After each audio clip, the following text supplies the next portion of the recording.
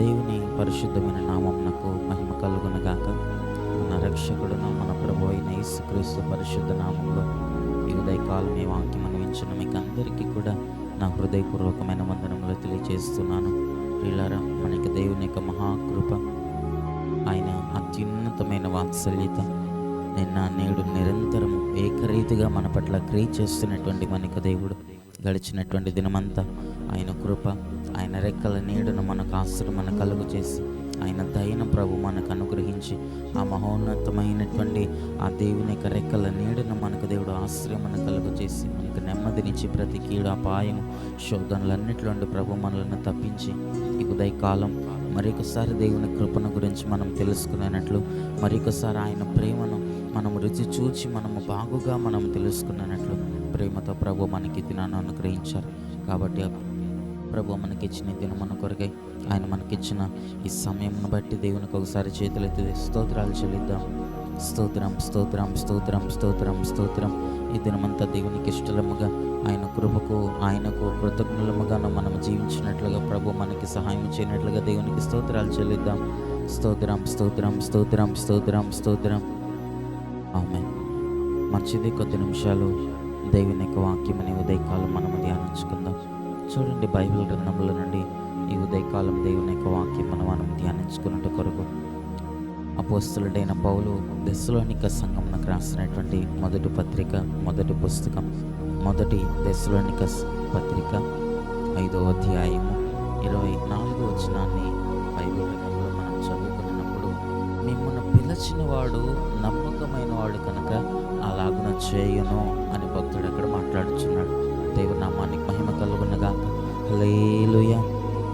ప్రియులారా, అపోస్తలుడైనటువంటి పౌలు సంఘముతో మాట్లాడుచున్నటువంటి ఆ మాటలను మనం గమనించినప్పుడు, దైవజనుడైనటువంటి అపోస్తలుడైనటువంటి భక్తుడు ఆ పౌలు అంటున్నాడు కదా, మిమ్మల్ని పిలిచినటువంటి వాడు నమ్మకమైనటువంటి వాడు. మిమ్మల్ని పిలిచినటువంటి దేవుడు నమ్మకమైనటువంటి దేవుడు, నమ్మకస్తుడైనటువంటి దేవుడు కనుక అలాగున చేయును. ఎలాగున చేస్తాడట? ప్రభు యొక్క రాకడ వరకు కూడా మిమ్మల్ని నిందారహితముగాను సంపూర్ణముగాను మీ ఆత్మయు శరీరము జీవమును ప్రభు అయిన యేసు రాకడ యందు నిందారహితముగా మీరు ఉండినట్లు, ఆయన రాకడలో మీరు కొనిపోబడినట్లుగా ప్రభు మీకు కృప చూపించి అలాగున చేయును అని భక్తుడు అంటున్నాడు. దేవుని నామానికి మహిమ కలుగునుగాక. మనమట నిందారహితముగా దేవుని రాకడలో మనం ఎత్తబడినట్లుగా, దేవుని కొరకు మనం జీవించినట్లుగా దేవుడు మనకు కృప చూపిస్తాడట. అలాగున చేసేటువంటి మన యొక్క దేవుడు నమ్మకస్తుడిగా మన దేవుడు కనబడుచున్నాడట. దేవునామానికి మహిమ కలుగునగాక.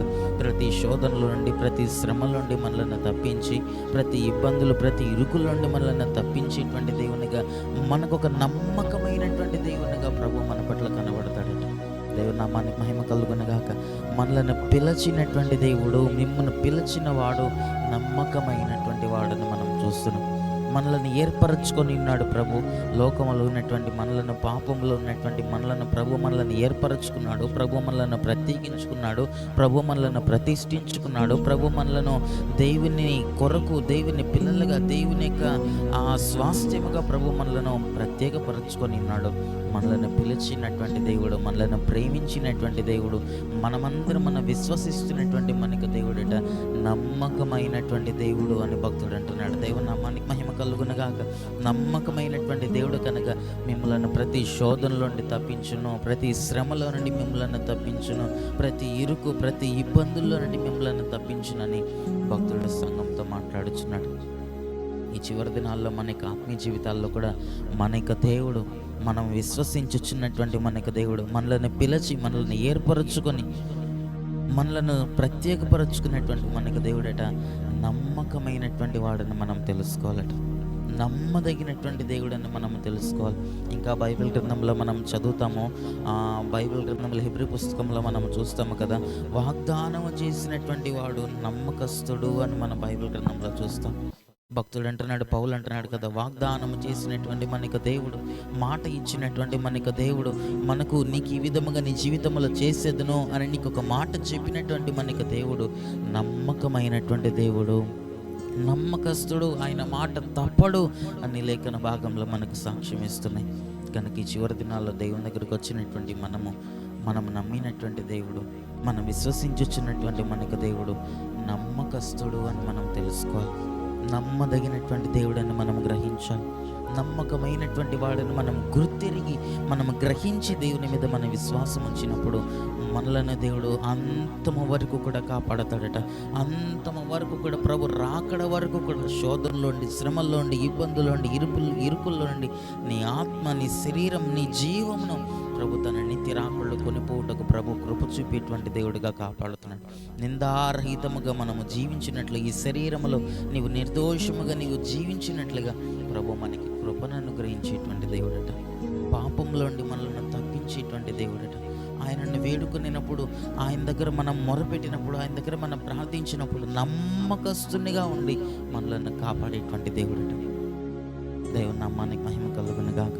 కనుక మనకి ఆత్మీయ జీవితాల్లో ఈ చివరి దినాల్లో నమ్మకమైనటువంటి దేవుని మనము కలిగి ఉన్నామని, నమ్మకమైనటువంటి దేవుని యందు నీ విశ్వసించుచున్నావని మనము గ్రహించి మనము దేవుని దగ్గర ప్రార్థించినప్పుడు ప్రతి శోధనలో నుండి కూడా ప్రభు మనల్ని తప్పిస్తాడు. ప్రతి శ్రమలో నుండి కూడా ప్రభు మనల్ని తప్పిస్తాడు. ప్రతి ఇరుకులో నుండి కూడా ప్రభు మనల్ని తప్పిస్తాడు. ప్రతి విధమైనటువంటి అపవాది తంత్రములన్నిటి మీద నుండి కూడా ప్రభు మనకి జయమును అనుగ్రహించి ప్రభు మనకి కృప చూపిస్తాడట. కనుక అట్టి కృప, అట్టి ధన్యత ప్రభు మనకు అనుగ్రహించి ప్రభు మన ఎడల నమ్మకమైన వాణిగా ఉన్నాడు. కనుక ఆ నమ్మకమైనటువంటి దేవుని దగ్గర నిర్దోషముగా, నిందారహితులముగా దేవుని దగ్గర మనం జీవించుటకు, ప్రభునకు కృతజ్ఞులముగా, ప్రభుకి ఇష్టలుగా మనం జీవించినట్లుగా, దేవుని యందు విశ్వాసమును, నిరీక్షణను కోల్పోక అంతవరకు దేవుని చిత్తమును చేయనట్లుగా ప్రభు మనకందరికీ సహాయం అనుగ్రహించునుగాక. ఆమేన్. కళ్ళను మూసుకునండి, ప్రార్థన చేసుకుందాం. మహాపరిశుద్ధుడ, దయగలిగిన మా ప్రభువానికి స్తుతులు స్తోత్రములు చెల్లిస్తున్నాం. ఈ ఉదయకాలం మీరు మమ్మల్ని ప్రేమించి మీరు మాకు అనుగ్రహించిన నీ లేఖన భాగాలను బట్టి నీకు స్తోత్రములు.